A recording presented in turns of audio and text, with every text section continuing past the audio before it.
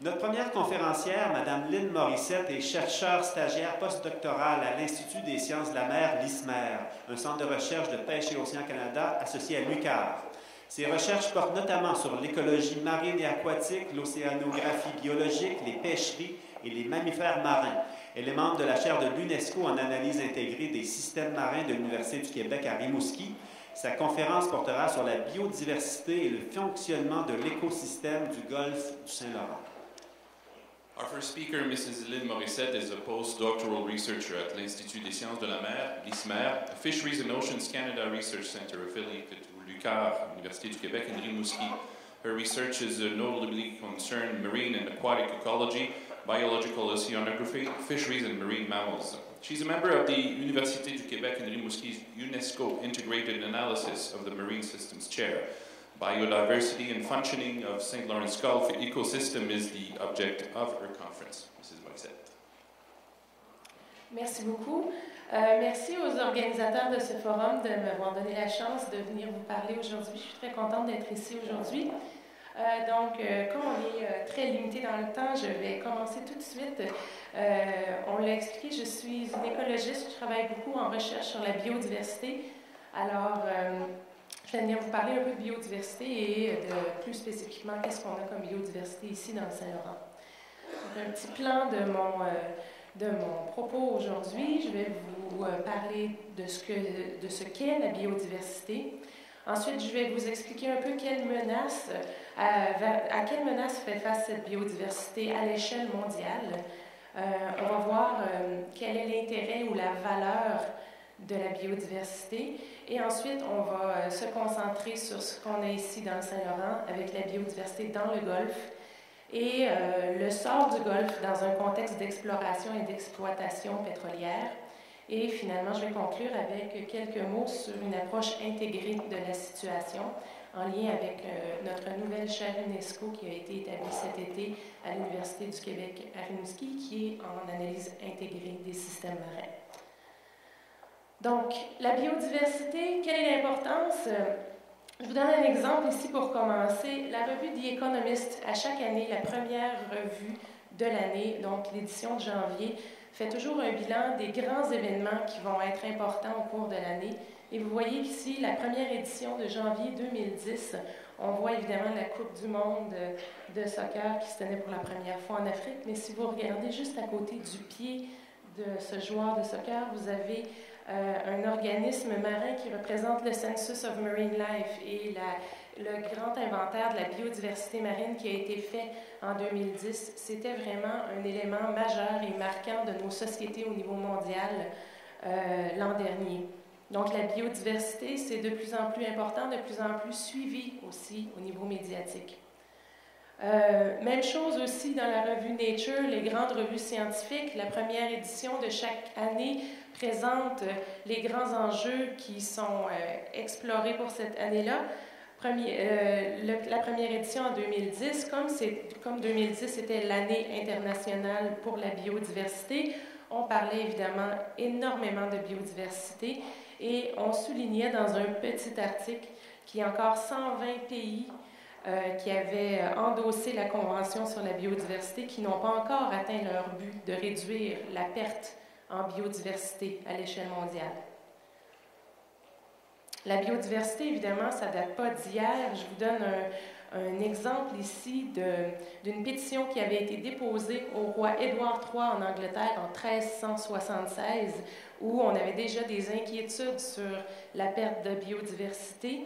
Alors, le mot que vous voyez ici, le wandricone, c'est une espèce, vous le voyez du côté droit de l'image, c'est une espèce de machine à chaluter les fonds marins. Et sur cette pétition, on s'inquiétait déjà à l'époque de l'effet destructeur de cet engin-là sur la biodiversité, qu'on appelait alors pas biodiversité, mais sur la vie des fonds marins. Et on se rend compte que pour les 634 années qui ont suivi, on a encore le même genre de questions, le même genre de problèmes.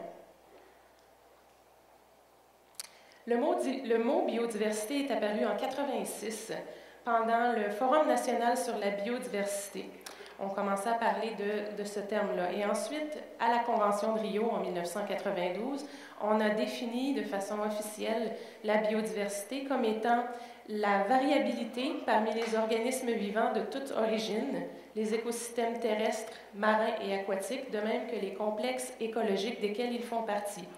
Ça inclut la diversité à l'intérieur des espèces, entre les espèces et la biodiversité des écosystèmes. Si on fait une recherche dans la littérature scientifique et on cherche le mot biodiversité, on se rend compte que depuis 1984 jusqu'à maintenant, on a une augmentation majeure de l'utilisation de ce mot-là en sciences. Donc, il y a de plus en plus de recherches qui se fait au niveau de la biodiversité et évidemment, avec l'année qu'on a eue en 2010, l'année internationale de la biodiversité, ça a atteint probablement un paroxysme. La biodiversité, comme je vous disais, c'est la description de ce qu'on a comme vie sur Terre. Je vous donne un petit exemple ici d'une estimation du nombre d'espèces de différents groupes taxonomiques. Alors, par exemple, en rouge, vous voyez les vertébrés. On a environ 40 000 espèces de décrites. Il y a environ 50 000 espèces à décrire, donc on voit que 45 000 sur 50 000, on a moins de 1% d'espèces qui sont encore à découvrir selon les plus récents calculs. Donc pour les vertébrés, ça va bien. Souvent, c'est des gros animaux et puis sont faciles à voir. Et si vous regardez, par exemple, en bas pour les insectes, on pense qu'il y a environ 8 millions d'espèces différentes. On en connaît environ 950 000 présentement, donc on connaît environ 61% de la biodiversité au niveau des insectes. Au fil des années, le rythme des découvertes pour découvrir ces nouvelles espèces-là a augmenté avec les capacités des chercheurs et puis avec l'importance de la recherche. Vous voyez ici, au niveau des oiseaux, comme je vous expliquais tout à l'heure, les vertébrés ou les oiseaux, qui sont les plus gros animaux, on a pas mal atteint un plateau en termes de nouvelles espèces à découvrir. Par contre, regardez du côté droit, les arachnides et les mollusques, par exemple, ou, si on veut un exemple marin, tout ce qui vit dans le fond de nos océans, on est encore en phase exponentielle de découverte pour des nouvelles espèces. Donc, la biodiversité, la description de cette biodiversité-là est encore à faire. Tout n'est pas complété.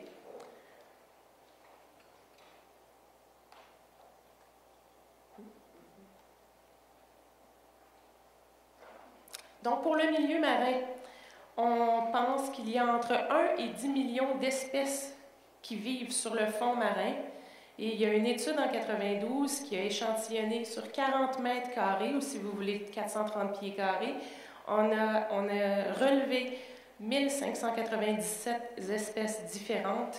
Et sur ces 1597, on en avait 926 qui étaient de nouvelles espèces.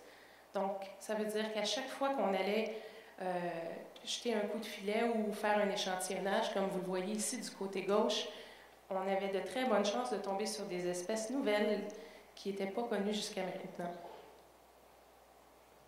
Et sachant que les océans constituent environ 71% de la planète, imaginez la quantité d'espèces qui nous reste à découvrir dans le monde. En fait, on estime qu'il nous reste environ 4 espèces à découvrir pour chaque espèce qui est connue sur la planète. C'est un estimé qui a été fait l'année dernière en lien avec le Census of Marine Life, qui est le grand inventaire de la vie marine à l'échelle mondiale. Donc, il y a encore beaucoup d'espèces à découvrir et on va voir un peu plus loin dans mon propos que la valeur de cette biodiversité-là n'est pas négligeable. Pour le Canada, ce qu'on a ici, il faut savoir qu'on possède au niveau mondial 16% des côtes. Donc, on est quand même assez chanceux et on a une richesse importante de ce côté-là. On a plus de 16 000 espèces connues présentement au niveau marin, 52 espèces de mammifères marins différents, 300 espèces de macro-algues. Les macro-algues, ce sont les algues de grande taille. 2215 espèces d'invertébrés marins seulement dans le fleuve, dans le golfe du Saint-Laurent. Et ceci, c'est sans compter les bactéries, les algues microscopiques et les poissons. Donc, on a vraiment une richesse importante au Canada au niveau de la biodiversité. Cette biodiversité-là, par contre, au niveau global comme au niveau du Saint-Laurent, fait face à des pressions majeures. Vous en voyez quelques exemples ici. Donc, si on part d'en haut à gauche, vous avez la pêche, les déversements pétroliers. Vous voyez en haut à droite les marées rouges, qui sont des phénomènes qui arrivent de plus en plus souvent. Le blanchiment des coraux, comme on voit en bas à gauche. L'érosion des berges ou le développement immobilier sur les côtes.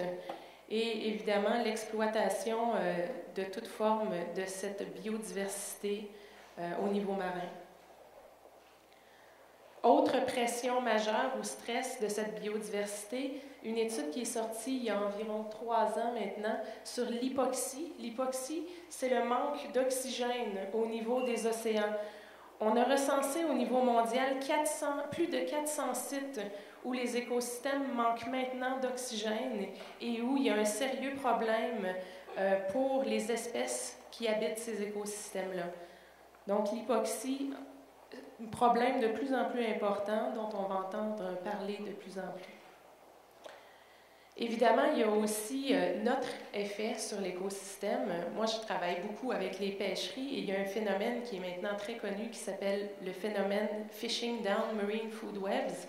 En gros, ce que ça dit, c'est que depuis le début du siècle ou depuis les années 50, on pêche des poissons qui sont de plus en plus petits.